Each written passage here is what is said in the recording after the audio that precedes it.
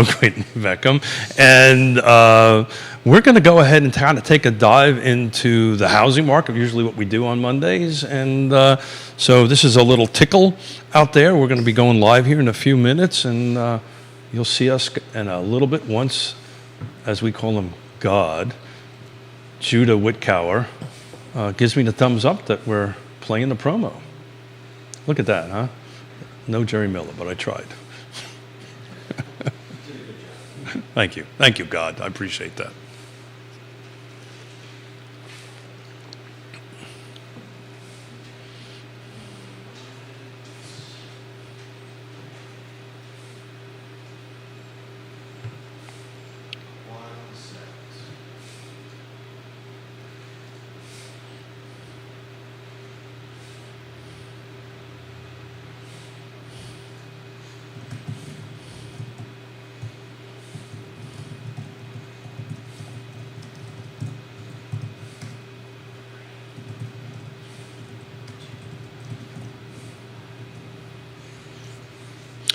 Good morning, folks. Welcome to Real Talk with Keith Smith. As you can tell, Jerry's not doing the intro today. He's enjoying some well-deserved family time, and we're going to dive right in. But we've got a couple of things we want to talk a little bit about today. At least I'd like to talk a little bit about today. I've been promising everybody on the show that once the reassessments hit, we'd start talking about them. And Fluvanna County's been the first one to hit, and we're going to take a deep dive into this. But I've got a brother from another mother, a dear friend, a business partner, and is it fair to call my work husband across the table from me, Quentin Beckham. So those who do not know Quentin Beckham, say hi, Quentin Beckham.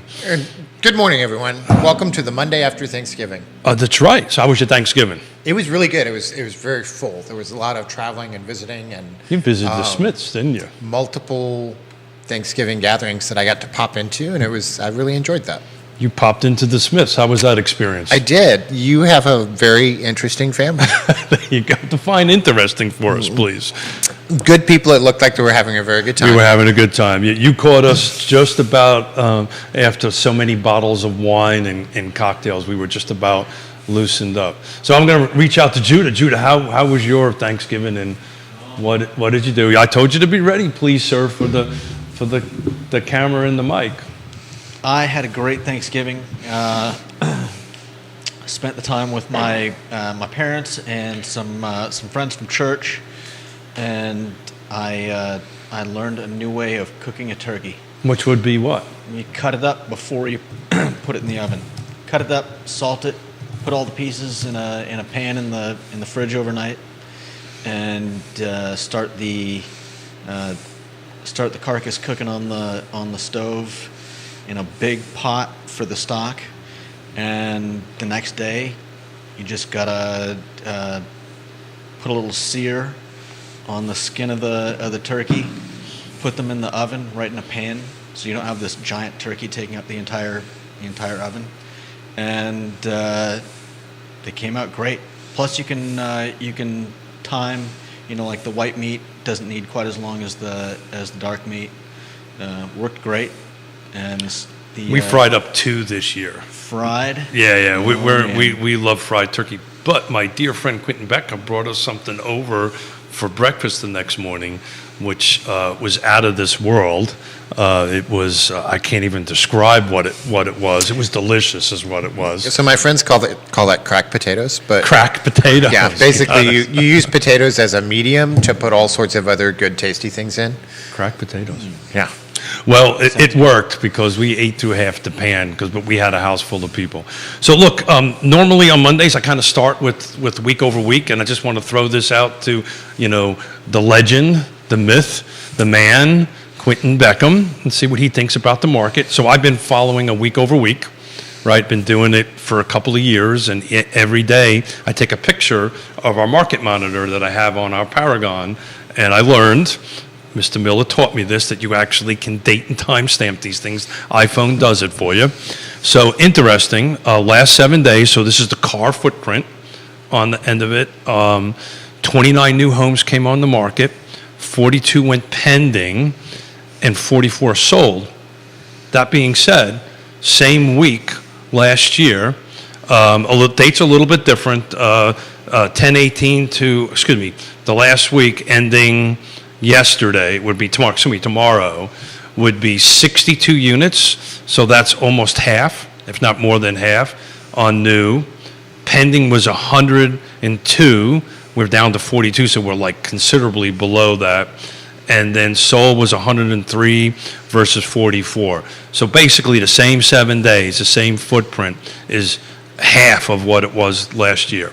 And the question is are we back to normal, or is this interest rates, or Oh, what gosh. do you think? You know, normal's just a word I hate to use when you and I are sitting at a table. I think we're The only normal person in this, this animal in this thing, it would be Liza the dog. This is probably true. I think we're returning to a form of seasonality, whether that is just being forced because of rate hikes. You know, if you look at a lot of the data, the other thing that is down by about 50% is initial mortgage applications. So if you go through those things as well, it makes sense that we would see sales and pendings and everything else dropping. I just read an article in Inman this morning. It's actually been up, mortgage applications have been up for the last 3 weeks on that end of it, which is it's a great sign. They've Don't- been up from an enormous trough. Correct. So rising, but still not where they were. Up is relative, Yeah. right, compared to where Still you not started. where they were eight weeks ago. And I think you're starting to see mortgage rates decouple a little bit from the Fed. So if you look at these 3 weeks that you're talking about, them starting to crawl out of the pit, it's also because as the Fed rate went up, the mortgage rate started to tick back down. And so just like any other supply and demand feature, as mortgage companies and banks are feeling the applications drop off, they're going to start creating incentives for people to apply and get into a mortgage, which will mean not following the Fed rate, in lockstep. So on my feed or Quentin Beckham's feed, if you have any questions for Quentin and I, please drop them in. We'll do our very best to kind of get to them and take a look at it. I kind of wanted to pivot to reassessments. And we've been talking about this for a while. And Fluvanna County is the first county to reassess, to send out the reassessments. They actually came out this weekend. I want to get back to that in a minute. Just to put this out there, City of Charlottesville and Albemarle County will do their reassessments January. So generally you get your reassessments at the end of January, mid-January, and then in my hot little fingers, they have in both of jurisdictions, or all the jurisdictions, have an appeal process. In City of Charlottesville and Albemarle County, you have to the end of February to do it. Fluvanna County hit us with a bit of a curveball this year on a couple of levels. One, we've got the assessments on a holiday weekend. And what's more important, if you want to appeal it, you have to do it by Friday at 4 p.m. on the 12th. So that's, excuse me, the 9th, I apologize. Let me recorrect myself. December 9th, 4 p.m., 2022. So that's So you got 2 weeks. basically, well, yeah, You got 2 weeks. 10 business days, really. And I'm assuming that means raise your hand that you want an appeal. Very, very good question. So it has to be in writing, and there's an email, and if anybody takes a look at my feed, I put the email address in there, and we'll figure out a way to go ahead and drop it in the feed on the show as we're doing it live on that end of it. But you need to, in writing, appeal it, and on top of that, you have to give your justification for the appeal. So the way this works is they hired Parson Appraisal Services out of North Chesterfield. And as you know, they just do a desktop appraisal all the way across the board. And so it's interesting. I posted this morning on a couple closed groups at Lake Monticello in Fluvanna County. And it was very interesting. The first response I got back was, why is this important? And it caught me off guard a little bit. To me, I guess I dwell in this world so much. I understand the importance to it. But from your perspective, why do you think value is important? or the assessment is I important. mean, I think as we go through the assessments, let's talk about Lake Monticello since that's what we start. So let's just deal with that. You have a community that's had a lot of homes sell in the last 18 months. And there's a really strong argument for similarity in the appraised value because they're in the same locality, same services, the vast majority of them have a smaller bandwidth of when they were built and what kind of homes they are. So I think if you're in that closed Facebook group and you're getting responses from people that purchased in the last 18 months, I think their question of why is this important to me is just because they have known no other appraised value. I think what somebody like yourself who has owned for, let's say, 5, 10, 15 years might be feeling is, oh my gosh, all these other people bought homes. My appraised value has now gone up by 25 and 30%. Would that be a fair estimation? It would be a fair estimation, except the second response that I got back was exactly that. I just bought my house last year. My tax assessed value is $50,000 over what I paid for it, right? And the question follow up is why is this important to me? So Judy, if you wouldn't mind, step process. So let's just back up a little bit and talk about the process here, right? And how this, well, thank you, Judah, how this works. So it's basically a triangle. So step number one is what we're doing right now, is what the county or the jurisdictions do right now, which is your reassessment. So they do these mass appraisals, basically desktops, and they're required by law to show current market value. And then those hit the inboxes, actually snail mail. I've got one in my hand from my house on that end of it. Step number two is the budget, right? So they have this process, they do the assessment, so now they know what their value is of the realty. Then they do the budget, and then once that is set, then they set the rate. And the rate could go down, right? So, it could go down from what it is, because in theory, if the budget stays the same and the assessments are high, the rate should come down to equalize it. And the rate is what we call taxes, and when you put all these things together and you get a bill, we call that the effective tax rate.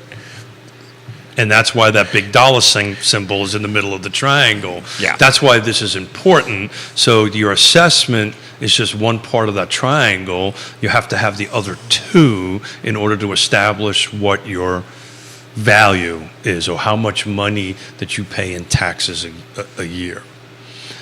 So all the jurisdictions do it the same way. For instance, Greene and Nelson are not doing it this year. They're doing it in 2024. They're required to do it, and if Neil is watching, he'll jump in and correct me on it. I think it's required every 5 years. I may be mixing that up with the comp plan on it, but they're required the jurisdictions are required to do it. But back to the question, is this person who bought the home middle of 2022 that is upside down, according to her, by $50,000, why is the appeal process so important to them? Why does that matter, do you think? So I think what you're getting at is being priced out of your ability to exercise great home ownership by a sudden burst in taxes. And I'm a little less concerned about that for recent purchasers, because in all fairness, like, they knew the job was dangerous when they took it, Fred. Yeah, sure. So They should have known, and right. And you were buying to, what you saved on purchasing before the home sticker price was $50,000 higher is still a better deal for you in the long run. I worry more about folks that have owned for longer periods of time. Forgive me, guys, I know these are not who we usually talk about, that might be on fixed incomes, and they bought at a time when, their current value is so dramatically different that their real estate taxes are just becoming a burden to maintaining home ownership. So before you showed up at our Thanksgiving meal, part of the reason we were so behind schedule, my mother and father fit that exact criteria. They're in their mid-80s. They're retired New York City firemen and a very fixed income. If you don't think, as soon as he walked in the door, I got handed this, and he said, "What am I going to do about this? How can I because what they do in it, they tell you what, so this is my personal one. My personal house went up $80,000 year over year, which is going to cost me $700 if the tax rate stays the same. My father's house is valued a little less. It's a different neighborhood within Lake Monticello. His went up $50,000. He's going to be paying another approximately $500, assuming the tax rate stays the same, right? The tax, he's going to be paying about $500 a month. Plus HOA dues went up, plus insurance went up. And we literally had the rest of the conversation of the day is, I don't know if I can afford to stay in my house because his pension doesn't go up because of inflation and so forth and so on. It's pretty fixed. So, why it matters to them, this assessed value. So we're going to appeal it. And if you are over 65, every county in Virginia has some sort of tax abatement program. So if you are over 65 or in some cases disabled and you're on a fixed income, depending on the value of the property and assets you might have and blah, blah, blah, you fill out a very long form. You can often require for tax relief, as it were, that helps you pay the taxes and stay in your home. Yeah, so it's really interesting, and somebody should take a look at it and put it on the feed. If I was sharp enough and smart enough to go ahead and do this, I would. That number, that threshold, that the minimum is very low, and most people that I know, because my phone all day Saturday, all day Sunday has been ringing off the hook, literally tens upon tens of people going, oh my God, what am I going to do? On that end of it, to qualify for that, the threshold is really low. I don't know it off the top of my head, but to your point is my parents, their net worth is over the minimum. Therefore, they don't qualify. And the minimum is often based on the area median income. Correct. And is a derivative of that. So in areas where we have a low area median income versus the value of the home, Well, it also is you're their going to have a wider gap.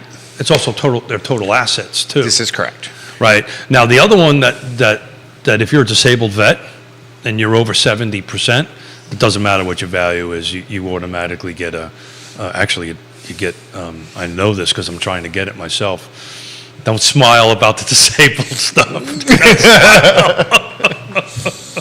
I gave them your number. They wouldn't call you to go ahead and verify. Yeah, Smith is disabled. But you actually, when you go to threshold of 70%, you don't have to pay. But why, to get back to my train of thought, why the assessed value for my parents or for us? Like I'm over 80,000. If I appeal, and we will appeal and we will win because we know the market, and they're required by law to set it at market value, and I can prove this is what the market value is. Even if they lower the tax, the cents per hundred down to 75, I'm going to go the other direction. I'm going to go from having to pay $800 a year to possibly paying $300 to $400 less a year. So that's why this assessment appeal process is so important. People on the feed this morning were saying, well, they'll just adjust the rate. Well, if they adjust the rate and your value is still high, you're still potentially going to be paying more money, maybe not as much as what they're showing on the ticket on your reassessment, but you will still be paying more money. So this really matters.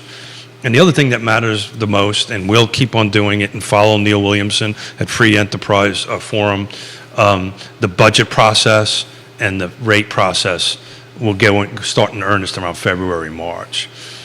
But you only got 2 weeks, guys. You only have 2 weeks. That's insane. And yes, they may adjust the rate, but there's no guarantee that they will. Well, that's step number one. So the way that it works is you actually appeal to the assessor, in this case, Parsons, right? We do this kind of every year because every year they get our house way above my thing. I usually start the conversation of is, okay, if you can give me over $500,000 for my house, I'll take a check. Here's the keys. Mrs. Smith's been trying to get me to move forever. I'd be more than happy to take that number, but that number is $80,000 above what the market will bear on that end of it. But yeah, it's just, I wanted to start the show this way, guys. I think it's super important to get this information out there. So how do you appeal it, right? How do you start this process? Well, apparently you send an email, But you got to include, this is why but you need a reason. And so if you're listening to this feed, you're in Fluvanna, and one of your trusted counselors has been Mr. Smith, he might be a resource. Maybe Mrs. Smith. Yes, well, We all know about that. Yeah, we all know. Everybody knows about that. Mr. and Mrs. Smith, which always makes me think of the movie, and let them help Which one you am I? Will Smith? determine Which- what a CMA really looks like for your house. Yeah. So that you have a comparison from a third party. And, we talk about a lot about why you need boots on the ground and an actual human Sure. realtor is because all of the things that we can do by aggregating data gives us a statistic that can churn out a number, but it really has nothing to do with the specifics of your property and the neighborhood around it. So I reached out to Woody Fincham yesterday, and I'm going to pivot a little bit. He posted it, so it's out there in public. His wife is not doing well, so anybody who's listening or watching this, say an extra prayer for his wife. She's in the hospital and not doing well. So, and he took my phone call, which was honoring to me. He took it, but I asked him. I said, "Look, how does this process work?" Because he used to be an assessor for Albemarle County. So what happens here is Fluvanna County sends this out third party, and they hired this Parson Appraisal. And they just do desktop. This is just off the top. They do not look into it.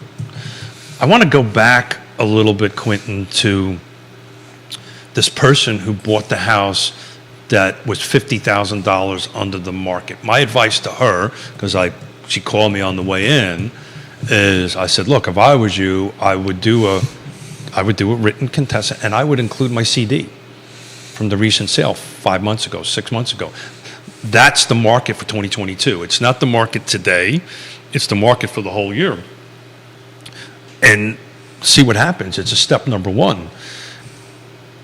If they reject you, so that you know, the next step forward, and you still think that you're overcharged, is you're going to go appeal the Board of Equalization, which won't happen until January. Yeah. And I think if we're talking about somebody that purchased 6 months ago, they have a really strong argument that in 6 months they didn't have a huge, because you're talking, I'm assuming, a 20 to 30% increase in the value of the house in 6 months. So of the 24 little tickets that I got, mine was actually the lowest at 18.79% increase. Most of them are in the 20s. That's the ones that I received. Which is very consistent with what City of Charlottesville and Albemarle County saw last year when their assessments came out, or January of this year. I think there's this. I think as we go through this process, one of the things that can get confusing is that you have current market analysis, which we like to call a CMA. So you have the CMA. You have the assessment, which is what we're talking about that you just got a letter about, and then you have an appraisal, which is what happens every time you want to use the house as collateral for a loan, mortgage, HELOC. And so your assessment going up $50,000 to $80,000 really doesn't mean that your house is going to be worth $50,000 to $80,000 more when you put it on the market or when you go to take out a second or a HELOC against the house.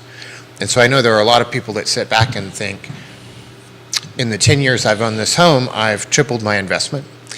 And that may be true. It may be that you've quadrupled it. It may be that it's gone up 2 times. But that only happens and is known in the context of creating a loan against the property. And so those appraisals, things like what he does, happen for a very specific circumstance, for a very specific purpose, and they don't necessarily translate into any value outside of that circumstance. At that very specific moment in time. At that moment in time. So, and then assessments, one, we have to meet a budget, and that's a function of the rate, like you talked about. But the assessments themselves are sort of the aggregate and should have some sort of median line of what the value of the neighborhood is. And in relationship to the services that it draws out of the locality, because your property taxes, your real estate taxes, fund your police, your firemen, your schools, primarily. And so it should all work in relationship to that. So it's funny, timing is everything. So Judah just sent me a text. Thank you, Judah. So Bill McKenzie, thank you, Bill. McChesney, thank you. Look at this. He's not going to pronounce it, Judah. Give it up. Not all of us are named Smith. Give it up. Give it up? Yeah, Bill. move on. Bill. Love you, Bill. Thank you. Sorry I butchered your name there. Anyway, on Jerry's feed sent me the text, which basically speaks to what you just talked about, and I'm just going to paraphrase it, Bill, if you don't mind. Maybe we ought to talk, kind of take a little further down the road. What's the real difference to an individual buyer or seller with the assessed value versus the appraised value, right? So most cases, it's been my experience, that the assessed value is usually below market value. Generally it is. This is the reason why this has been triggering so many people right now, that it is, I think, in many cases, way over what the market value is. So it's very interesting. So I'm looking at my ticket for my house. 2021, 2022, they kept it flat. And look, I'm an open book, right? It was the low fours, about mid fours, which is about exactly where the market value for my house is. And it jumped up to the low fives, right? And so, hold on a second here. So, that's a huge jump. But 2 years in a row, 2021 to 2022, it stayed flat. The market from 2021 to 2022 increased. So why, in God's holy name, did that stay flat? Maybe they're just playing catch up this year. My suspicion is that's what it is. I think this next step, this budget step, is going to be super interesting, because if we set the assessments at this, but budgets increase, which they usually always do, we may be in Fluvanna County, we may be above 0.87. So, one of my questions, and I don't know that I have a strong sense on this, but it's one of the things that comes to mind as we speak on this, is if the home values in the county and across the state have gone up by 30% over the last 2 years, like we all know they have, because that's what the sale prices have been, why shouldn't your assessment go up 20%? You know what, and I don't get that. I don't disagree with that, right? But has it gone up commensurate with the market? And why has 2021 and 2022, and there may be a simple answer that I'm not aware of, it stayed flat. We do this for a living, right? I know for a fact, 2021 to 2022, the market went up, the values went up. So why in year 2022, it stayed flat? At least in my case. I can't speak to other, because I don't have the other 12 sheets in my hand. But again, Bill, thanks for the question. The big difference between appraised and assessed, appraised is, as Quentin just said, it's just the function of this triangle. It's just the way that the county or the city is going to raise money. It's the first step of this triangle that we've been talking about, and it's just a number. And in my case, Fluvanna County's over 95% of the value that's in the assessment comes from rooftops, not commercial, which is the real bugaboo in that process. And I think we've had that conversation a lot, that the lack of development, the time it takes to develop, actually works against us in terms of municipal budgets and real estate taxes. If you want to have good municipal budgets with lower real estate taxes, you need some higher density housing. You need greater number of doors and residences to tax in order to make that a reality.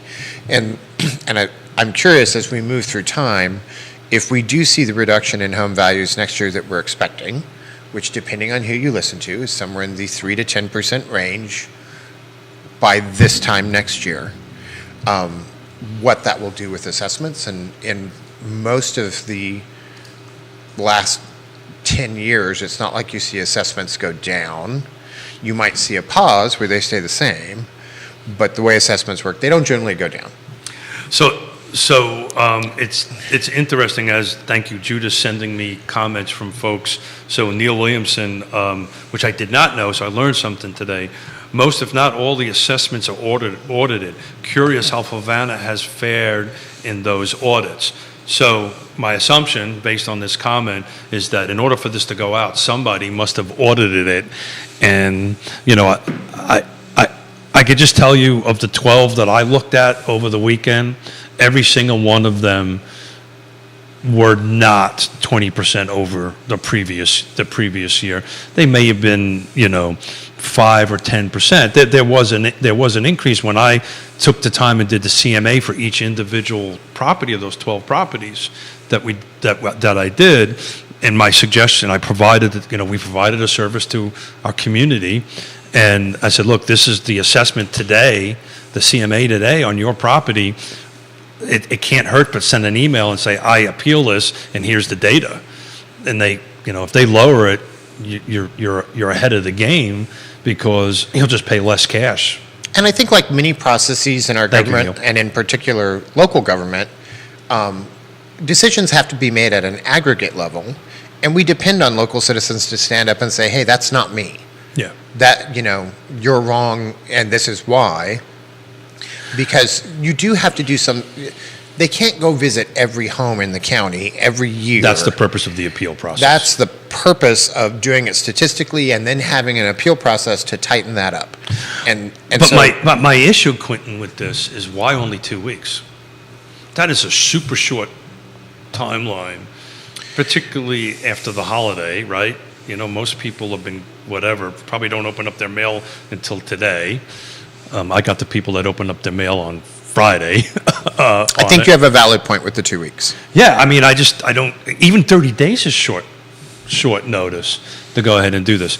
But what I'm trying to hopefully get to in today's show, as Quentin said, is if you're out there in Fluvanna County and you have this ticket, you have your reassessment, and you feel that it's over the value, reach out to a trusted advisor. Reach out to somebody that has a realtor somewhere in their name, and say, look, is this right? And they'll tell you, they'll help you. They'll help you assess it, and if it's right, then it's right. And it is what it is. But if it's over and you feel the need to go ahead and submit it, I would encourage everybody to do it. I know we're doing it. I do not want to pay an extra, if the rate keeps the same, an extra $700-800 a year. I don't disagree, and I understand that. I will point out that Virginia is beneath the median and in the lower half of the country in terms of real estate taxes, if you go state by state. I think New Jersey's the most expensive, and I forget who the least expensive is off the top of my head. And in the car footprint, we are not in the highest tax rate for cities or counties. Now, the effective tax, that is a combination of those values in the tax rate, I'm not sure where we rank in that. But if you just look at percents, you're living in one of the cheaper states, in one of the cheaper areas when it does come to taxes. So whether you win or lose the appraisal, the appeals process, try and hang on to that Thanksgiving spirit of gratitude and be a little bit grateful that you're not in New Jersey, where your tax bill would be 3 to 4 times higher. I'm going to behave, because I was going to make a Jersey joke, but I will not make a Jersey joke. You can make a Jersey joke, but you open yourselves up to, you have some unforgiving people on the feed. They're going to make jokes about you. Of course. I'm not watching the feed at the moment, so they're making jokes about me. I purposely don't watch the feed. That's why Jerry does a great job at that. You know the old joke about why people in Manhattan are so depressed, right? You know that joke? I don't. The light at the end of the tunnel is Jersey. I'm sorry. As a New Yorker, it's just the way it is. So interesting. So Yona, on our way in town today, said something to me which I did not check until just now. If my assessment holds true, right, because she's texting me, she just did the numbers.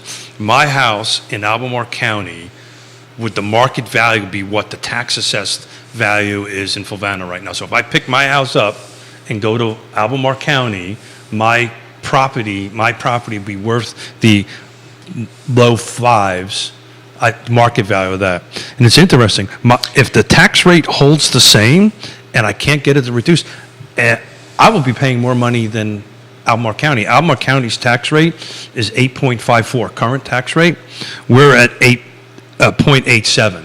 So this would be the first time I've ever looked at this, that if I took my house at the current tax assessed value, moved it into Albemarle County. But are you sure it would be worth the same in Albemarle County? Would the price go up? Because there are three parts to this triangle. There are 3 points, and that's what Mrs. Smith's cranking numbers out Yeah. over here for me, and I would never contradict Mrs. Smith, at Yeah. least publicly. but yeah, so the house is basically the same value. That's weird, you know. I would be paying cash if everything is equal. I would be Yeah. paying actually a little bit more. If cash. only everything were equal. I think when it boils down, when you start thinking of groups of citizenry, where we really get up in arms about this is, it's less about paying taxes and more about what that money is spent on. Do we really get the value in schools that we want? Do we have good policing? Do we have good healthcare services and emergency services? You know, are firemen well paid and happy? And we have lots of them, so nobody's waiting an hour for an ambulance when they need it. And do the services of our municipality really make us feel like we're getting a value for the money we're paying? And I think the other piece is, for folks that have been in generational homes, or maybe they bought a home 20 years ago and retired in it, do we have the appropriate programs at the appropriate levels that make sense for today to help keep them in those homes? And I think most folks, even with the tax bill going up, if they're feeling good about how those programs are working, if they're feeling good about the services that they're getting, you're going to have a much less pushback Sure. over that amount of money. Sure. I just think the people that bought last year, first of all, let's talk about how that process goes. They bought last year, depending on who helped them close. Now, Closure Title, I know, does it correctly. They would go ahead and do the right assessment, the right value, so that your monthly payment would be commensurate to the value of the home at that given time, right? That's how they go through that process. Maybe the closer did not use the right value, maybe used an old value, then you could possibly be balancing out equal. And I'm getting a couple of comments on my Facebook feed from this Lake Monticello group, and one of them is asking me, well, how do I know my house is $80,000 over? Have I had it appraised? This particular individual does not know. Yona and I have been in the business for 35 years. We're real estate professionals. We know the given market at any given moment. Oh, no, by the way, I had my house appraised this year because I've been thinking about, let me rephrase this. Mrs. Smith's been thinking about selling it, and we just wanted to get an appraisal done. It's over $80,000. But if anybody wants to buy my house for over $500,000, DM me, I'll sell it. Be more than the broker's going, oh my God, Smith just said this. But that's the reality. That's the reality of it. Anything else you weigh on your mind? Do we want to pivot to a different topic? I would Mr. think of it very Beckham? similar to your HOA. Pardon? You pay so much a month for your HOA, correct? Yeah, $90. You and everybody else in that private book. $90 a month. And so I think I would look at taxes the same way I would think of an HOA. For what I'm paying, But here's the difference, though. Quentin. do I feel like I'm getting a value back? I'm not saying there's not differences. We have to pay property taxes. We have a vote in both local government and at the HOA level. It's both connected to home ownership. And I don't get a chance at Lake Monticello Owners Association to appeal it.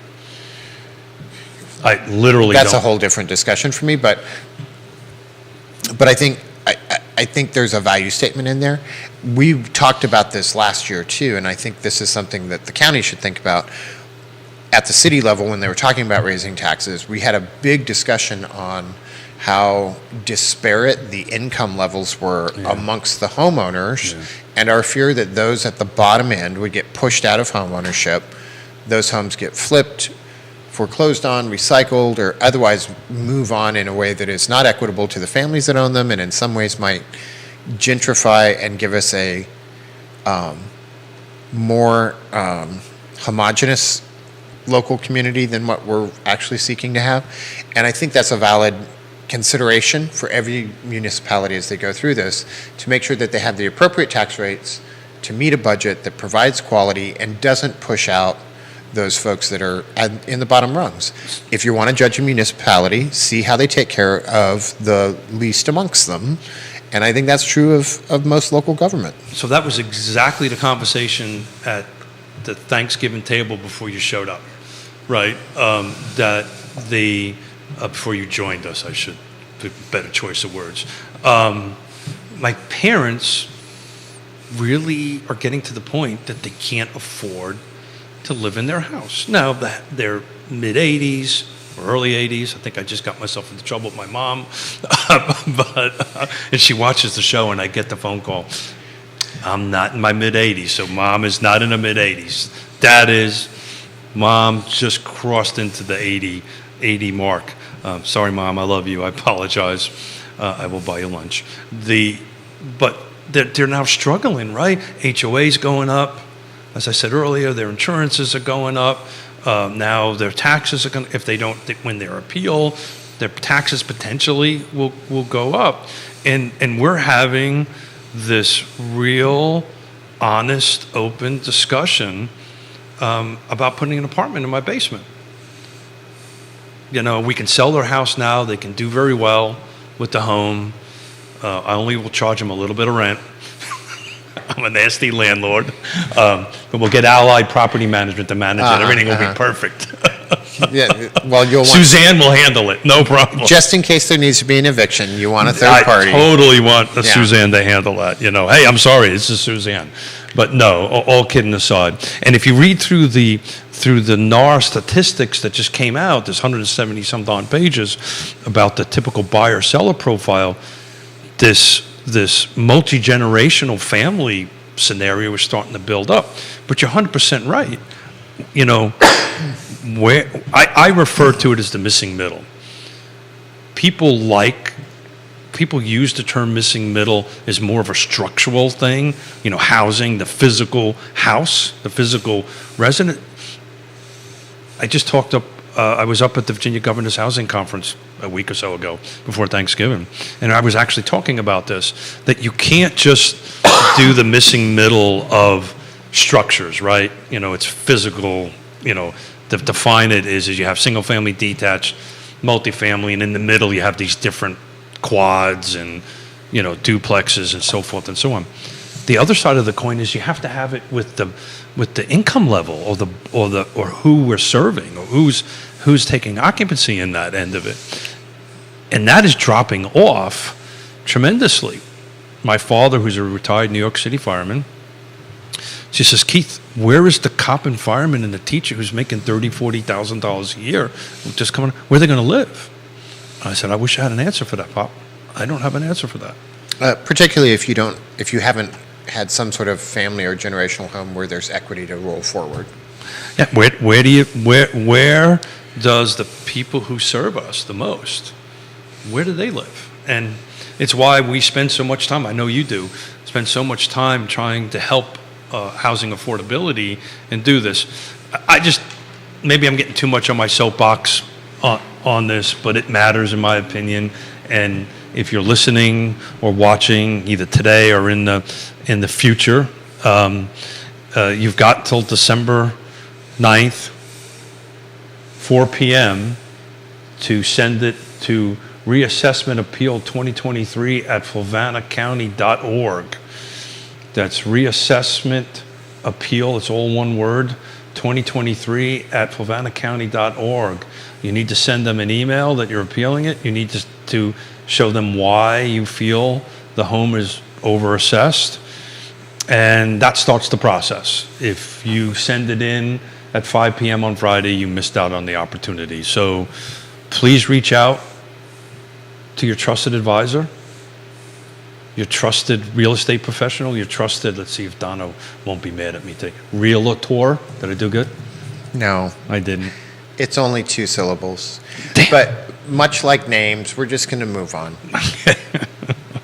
Well, I didn't make up new words today. Usually I make up new words that don't exist.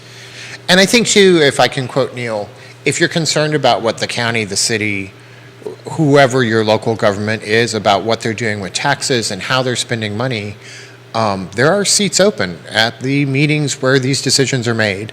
And local government's ability to address the needs of its constituents is really connected to those constituents being vocal and being involved. So I'm following through on a couple of texts from Quentin, from Judah, so thank you very much. Jessica Graham has talked about Hollymead. Same process. They will not release the tax assessments until mid-January, mid to end January, and typically you have until the end of February. If you look, use a simple Google search, they'll have a real estate assessment review form. It's a little bit different than Fluvanna County. They actually have a form to fill out, and that starts the process in it. Jessica, I would suggest that you reach out to a trusted advisor and maybe start getting the market value on your home, on your grandparents' home. So at least you kind of know where the market value is. Get a CMA, as Quentin was talking about it. And, you know, if you would like our help, go ahead and text us. Oh, I'm getting a text from my father. But text, DM me or somebody, or if you're a trusted real estate professional that you work with. I'll stay away from the realtor. Oh, you just... I'm getting worse, ain't I? Just I'm going can't. deeper in the hole. It's a New York accent. I can't help it. And I think it's interesting, Katie was just chiming in about folks that make too much to qualify but not enough Yeah. to cover the taxes. We can wrap that into the box of that missing middle. You know, there's a lot of sort of donut holes of programs and politics where folks that are doing too well to really qualify for a lot of the low-income assistance, Sure. but not so well to meet these other needs, that fall through the cracks. And so hopefully as we move through these processes and we get better at it, we can make sure that the enormous insanity that was the real estate market for the last 2 years does not become the insanity for the next 12 months with our taxes and the abatements and the things that go on to help keep people in homes. So that was kind of what I was talking about in the topic on the missing middle. So you Yep. said it a whole bunch better than I did. You know, this whole missing middle is exactly that. Look, there's a way to help that donut hole. Now's the time to do this. Now's the time in this reassessment. You know, I'm going to quote Ned Galloway, Albemarle County Board of Supervisor. Are you listening, Ned? Ned. Somebody text Ned. But he said something which is very important. During the budget process, and Judah, if you wouldn't mind putting my famous triangle back up, when we start going through the step process, step number 2, which is the budget process, that's when you really know how an elected official is going to vote on something in the future, is how they handle that budget. So, look, one way of possibly fixing this donut hole of this, you know, I make just enough, I make over this minimum threshold, is maybe change the threshold, right? And the way that works is you've got to petition your local thing. I will need to do some research on it and reach out to Neil, because some of that stuff may be mandated, the maximum or the minimum, depending on how you look at it, may be mandated by the state. I don't know that for a fact, and I'm sure Neil might know that if he wants to chime in on it. But some of this may, under the Dillon rule, be mandated by the state. You can't go over a certain amount. If that's the case, if that's not the case, then that's a potential way to help others stay in our community. Which I'm all for, especially the folks that have worked, grown up, and retired here. Oh, Woody's giving you a shout out. Love when Woody. Love when QB is on complex property assessment. Oh my gosh. Challenges may need an appraisal. We are always happy to be here. if needed. So what Woody is saying, so my suggestion is before you hire somebody like Woody to come in and reassess your piece of property, which I would reappraise, I would definitely do that. Start with the real estate agents. Not going to cost you anything, let's be frank. It at least gets you in the system started, and if you get rejected and have to go to the Board of Equalization, then I would reach out to Woody and hire him to give, or whoever, to give an appraisal. Then they can't contest that. It'll cost you a little bit of money to do it, but it'll save you a substantial amount of money on the back end. So I promised you 45 minutes. We're kind of over the 45-minute mark. And that surprises me because you're always so punctual. Oh, we're going to go down that road? Just saying. You know what, my friend?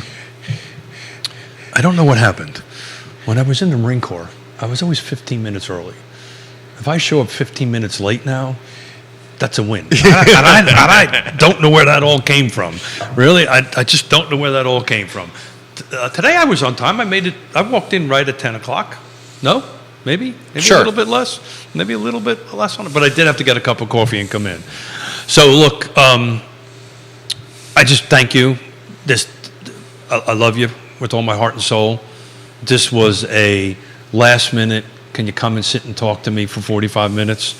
And you got me how I was. I didn't shave this I morning. love you just the way you are. Wearing a sweatshirt. Yeah. My hair's kind of sticking up. 'Cause I haven't Yeah, I gotten a noticed that. haircut in a I while. wasn't going to say anything about Yeah. the hair. You had to go there. I don't notice it except that I'm sitting here looking at myself on looking at camera and I'm like, Well, can we fix this? My ADD will not allow me to look at myself on the camera because I'll be just staring at it, and it's hard enough for me to remember people's names and how to speak people's names. But look, today was the essence of why Friday's our 400th show. Wow. Isn't that amazing? And I have a surprise for the 400th show, which Jerry doesn't know about, or even Judah doesn't know about, that may involve getting dressed up. Just saying. It's something you might not want to miss. So, look, the part of why, somebody asked me the other day, and I'm going to go down memory lane, why do I do the show? And it was like, does it bring you business? Does it do this? Does it do that? And yeah, I'm very blessed, right? It does help. But part of why I started it was, we were always getting questions about real estate, and I wanted the ability to answer it and the ability to talk to folks. Anybody in this room or anybody on this feed or anybody listening to us ever received something in writing from me? You think I make up words? Try seeing me. You get texts and emails from me, right? Right? Smith's making up words again. Yeah, you have to speak Keith. And you have to be able to speak Keith. So I can't write. I can do this a lot better than I can write. Maybe not There would much be some better. folks that would question that, but yes, it is easier to talk. You can get more I thought done you loved speaking. me, but that's okay. So I get people that reach out to me all the time, or in the line at Whole Foods or whatever, and say, hey, thank you for what you said. I used it. It made a difference. So, as long as that keeps on happening, I'm all in until Mrs. Smith says you're not all in anymore. But at the moment, I'm all in. Quentin, I'll give you the last word to wrap up, and please share some wonderful Quentin Oh, wisdom. gosh. Just Put you on the spot. all I can tell you is how grateful I am for everything that I've been able to have and the people that are surrounding me. Yeah. There's you, there's Katie, there's all these other folks, some of whom are on this feed and some are not. And just so grateful for people that work really hard to have enough for them and their families. And when they have extra, they want to help their communities and build a bigger table so that more people can share. And that's one of the things that I've always loved about the realtor community here in the car footprint is their commitment to doing that and doing their damnedest to leave their community a better place year by year and week by week. That's a great comment. Take a look at any nonprofit board or volunteer board. I can assure you there's a couple of realtors on it, real estate professionals. There's a couple of car folks on it. I know I said I would give you the last word, but you made me think of something. Quite all right. Which is not too unexpected. So one of our traditions at our Thanksgiving table, before all heck breaks loose, is we all grab hands, we say a prayer, we thank the deity above, whoever you should believe in. We believe in God, right? But whoever you should believe in, on that for everything you have. And I go around the table, and they know this. They know this happens every year. Every year I get pushback. I go around the table. I said, "Please tell me the one thing that you were thankful for. You know, that isn't the typical thing, right? You know, I'm thankful for my partner. I'm thankful for my health. Something that's outside of the norm that you're thankful for." And what would your answer be? Oh gosh, you're only allowed to do this to your family. Oh, but your family. So guess what? You know, when we say that, we sort of mean that in this No. colloquial sort of no, thing. No, there's no colloquial. You've earned my will. You've got all my debt now. Good luck with that. What's you know? Just pick something that you're thankful other than family and health and stuff like that. Oh gosh, but those things are so important. They are. I'm really thankful for moments where I get to step outside of myself. I think one of the hazards of what we do, you have to have sort of a thick skin to do what we do.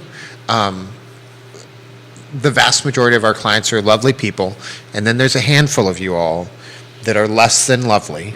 And some of the things... But those are few, though. You know, just a handful. Those are very rare, but they're there. And that can sometimes harden you to what's going on around.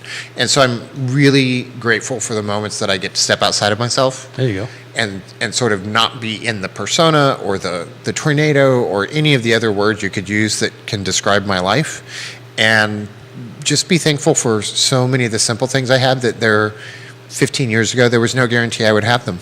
Yeah. And it doesn't have to be dramatic. It can be things from, I get to drive a really nice car. I'm going up to a cabin in the snow in a couple weeks. I have really good friends around me that get to contribute in ways both large and small to my happiness. And if you can step out of yourself a little bit, you really do have many, many things to be grateful for. I think that's true of most of us.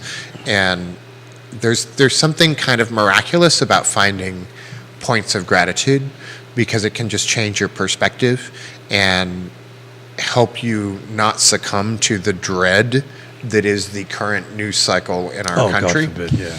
I mean, I don't know about you, and I think I know you well enough to know whatever the mainstream media, Yona and I consume zero amount of it. We read a lot. I read lots of newspapers and articles and stuff, long format kind of reading. Your answer is 1,000% better than mine was. Mine I thought was good, but you knocked it out of the ballpark. What I am most thankful for is that we get to help people. We get to serve people and get to serve them in one of the big threes, right? Food, shelter, and clothing, right? We do shelter. I almost did the other finger. We do shelter. Shelter was the middle one, but we do shelter on that. And that's huge. We get to help people there on that end of it. And this may sound a bit passe. Did I make up another new word? There we I made go. up a new word. I made Keith. Yay, go Keith. Passe, is that better? That's better. Not passe, but passe. I'm sorry. It's just the way. Is it's pissé sort of like snooty pissed? No. I'm thinking of the French pissoir. So anyway, but it's truly. I'm going to look you in the face, my friend. It's truly not about the money. It's about helping people and helping people achieve this huge thing in their life. And it's scary, and it's different. It changes from the next 5 minutes to this thing. But to be able to help people make this thing is what I'm most thankful for. Now, of course, the family and the health and all that stuff. But outside of that is my big thankfulness. Judah, how about you, man? Don't say Just me. like time's I'm up. just trying to do a show, Keith. Shut up. All righty. Well, hey, we're out. We're an hour. It's up to you. Do you want to answer it? What do you think you're most thankful for this year? What am I most thankful for? Oh, man.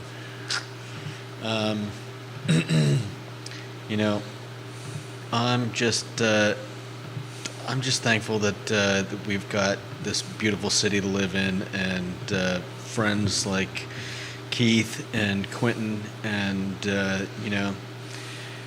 we take a lot of things for granted. Good answer, my friend. So we're an hour in. Quentin, thank you. I lied. Happy Monday. I lied to you a little bit, so we're at 15 minutes over. Yona and I talk about your tendency to exaggerate from time to time. Thank you. Everybody have a great Monday. Just as if you live in Flavanna and you think you're overpaying, please, it's the 9th of December. You got to 4 p.m. to do it. If you need any help, DM a trust advisor or myself. Thank you, everybody. Have a great day. Quentin, thank you, buddy.